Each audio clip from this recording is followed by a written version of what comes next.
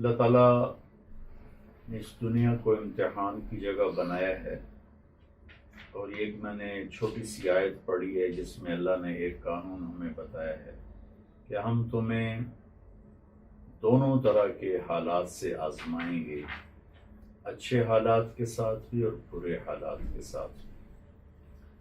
اور اس کے ساتھ ایک اور آیت جوڑ دیں کہ وَلَنَبْلُوَنَّكُمْ بِشَيْءٍ مِّنَ الْخَوْفِ وَالْجُوعِ وَنَقْصٍ مِّنَ الْأَمْوَالِ وَالْأَنفُسِ وَالثَّمَرَاتِ، کہ ہم چونکہ دنیا آئیڈیل ہوم نہیں ہے، نہ یہ جنت ہے، اسے آئیڈیل ہوم بنانے کی کوشش کی سائنسدانوں نے، لیکن اس کو اور زیادہ مصیبتوں کا گھر بنا دیا۔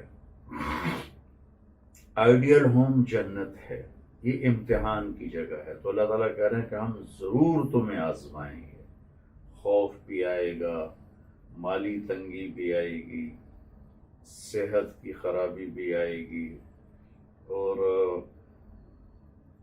کھیتی باڑی میں، تجارت میں، ہر چیز میں، اور آخر پھر موت ہے۔ اچھا، رزلٹ کیا ہے؟ وَبَشِّرِ الصَّابِرِينَ، صبر والوں کو اے میرے نبی بار بار خوشخبری سنائیں، ایک دفعہ نہیں، بشر، بار بار خوشخبری سنائیں۔ کون ہے وہ؟ الذین اذا اصابتهم مصیبت قالوا انا للہ وانا الیہ راجعون، جب ان پر کوئی تکلیف آتی ہے تو وہ شور نہیں مچاتے، وہ کہتے ہیں ہم بھی اللہ کے، یہ حالات بھی اللہ کی طرف سے آئے، ہم نے اللہ کی طرف لوٹ کے جانا ہے۔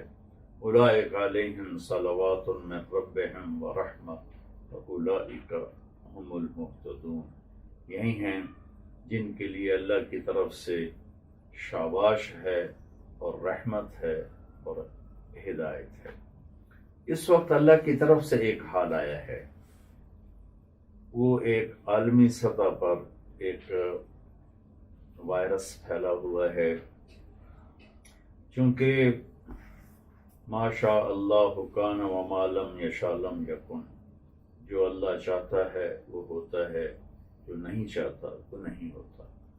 اب پوری دنیا میں یہ پہلی دفعہ عالمی سطح پر ایک بیماری پھیل رہی ہے، تو اس میں اعتدال کا راستہ یہ ہے کہ ایک ہے اندر کا یقین، وہ ہے کہ سب کچھ اللہ کر رہا ہے، دوسرا ہے باہر کا عمل، وہ ہے احتیاطی تدابیر۔ ہمارے نبی کا توکل جتنا تھا اللہ پر کائنات میں اور کسی کا بھی نہیں تھا، لیکن جب آپ مدینہ کی ہجرت کے لیے نکلے تو آپ نے غار ثور میں 3 راتیں اور 2 دن چھپ کے قیام کیا۔ پھر ایک کافر ابو بکر صدیق رضی اللہ تعالیٰ عنہ کا دوست تھا، وہ پہاڑی راستوں کو جانتا تھا، تو اس کافر کو اپنا گائیڈ بنا کر آپ نے وہ مدینے کا سفر طے فرمایا۔ آپ نے یہ نہیں فرمایا کہ میں کافر کو اپنا سفر کا گائیڈ نہیں بناؤں گا، یہ اسباب کی دنیا ہے۔ پھر آپ احد کے لیے نکلے تو آپ نے 2 زرہ پہنی، 100 آدمی آپ نے ٹیلے پر کھڑے کیے۔ تو اس طرح اگر ہم جب اپنے نبی کی زندگی کو دیکھتے ہیں تو ہمارے نبی نے خود اسباب کی پوری رعایت فرمائی ہے۔ تو یقین تو اللہ پہ ہو کہ یہ میرے مالک کی طرف سے ہے، اور احتیاطی تدابیر میں دونوں طرح کی تدبیریں اختیار کرنی ہیں۔ تقدیر کا یقین ہو کہ اگر اللہ کی طرف سے فیصلہ ہے تو میں اسے روک نہیں سکتا۔ جیسے موت ہے، اس کا تعلق نہ وائرس سے ہے، نہ بیماری سے ہے، نہ حالات سے ہے، نہ حوادث سے ہے۔ صحت مند آدمی بیٹھے بیٹھے مر جاتا ہے، بیمار آدمی کتنی مدت گزار جاتا ہے۔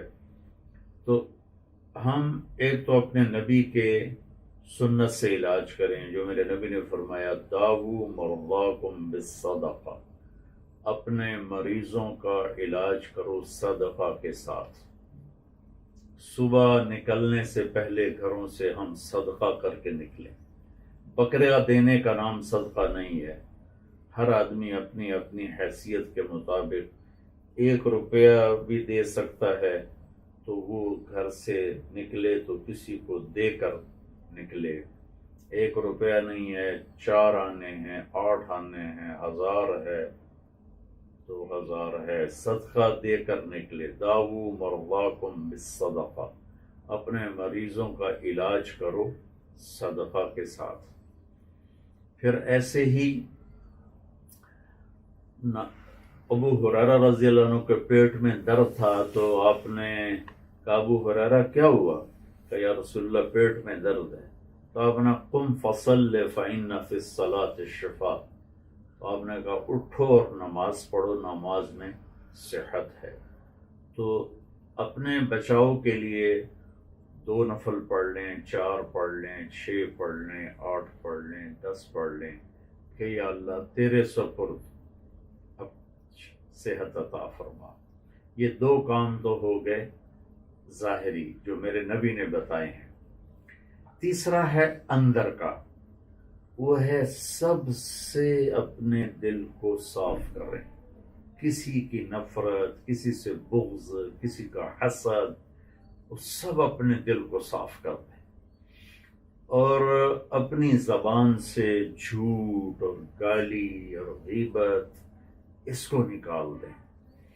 تو اندر اور باہر کے جب یہ اعمال جمع ہوں گے تو اللہ کا ایک حصار ہمارے گرد قائم ہو جائے گا. اس کے بعد ہیں پھر مادی اسباب، جو حکومت ہمیں بتائے اس کو فالو کیا جائے. اس کو مفتی تقی صاحب ہمارا سرمایہ ہیں، ہمارا فخر ہیں، اور صرف پاکستان نہیں بلکہ میں تو سمجھتا ہوں کہ پورے عالم اسلام میں اس وقت ان سے بڑا علمی انسان کوئی نہیں ہے. دعوے بہت لوگ کرتے ہیں، لیکن پوری دنیا پھرنے کے بعد میں اپنی عقیدت کے لحاظ سے کہتا ہوں کہ تقی عثمانی صاحب سے بڑی شخصیت اس وقت پوری دنیا میں کوئی نہیں ہے. کوئی چھپا ہوا ہو تو اس کو تو میں نہیں جانتا ہوں. انہوں نے بھی فرمایا ہے کہ نماز مختصر پڑھائی جائے اور وضو گھر سے کر کے آئیں، اور نماز پڑھتے ہی فوراً گھر چلے جائیں. سنتیں گھر پڑھیں، مسجد میں سنتیں بھی ادا نہ کریں. تو ان کا قول جیسے chief justice of Pakistan Pakistani قانون میں اب ایک حجت کا درجہ رکھتا ہے. اس وقت وہ فتوے میں ایک حجت کا درجہ رکھتے ہیں میرے نزدیک. تو حکومت کے جو اس وقت انہوں نے گیدرنگ کو منسوخ کیا ہے، اسکولوں میں ہم نے مدرسوں میں چھٹیاں کر لی ہیں کہ مدارس بند، اور ایسے ہی اسکول بند، اور شادی ہالز بند ہو رہے ہیں. یہ ساری احتیاطی تدابیر ہیں. اس کی تدبیر ضروری ہے، اس کی احتیاط ضروری ہے کہ ہم اپنے ایمان کو بھی بچائیں اور اپنی صحت کو بھی بچائیں. تو جو حکومتی تدابیر ہمیں بتائی جائیں اس کو ہم سارے فالو کریں، اور پھر یقین اللہ پہ چھوڑیں اور اطمینان رکھیں کہ میرے نبی کا فرمان ہے ساری دنیا کے انسان جنات مل کر تمہیں نقصان پہنچانا چاہیں تو نہیں پہنچا سکتے جب تک اللہ نہ چاہے، اور ساری دنیا کے انسان جنات مل کر تمہیں نفع پہنچانا چاہیں نہیں پہنچا سکتے جب تک اللہ نہ چاہے. تو اس لیے ہم اطمینان رکھیں. امام شافعی کا فرمان ہے دع الایام تفعل ما تشاء وطب نفسا اذا حکم القضاء. یہ امام شافعی کا قول شعر ہے، ہمارے لیے بڑی تسلی ہے کہ چھوڑ دے اپنے آپ کو، تقدیر کے حوالے کر دے، اس شہنشاہ کے فیصلوں پہ اپنے آپ کو راضی کر دے. السلام علیکم.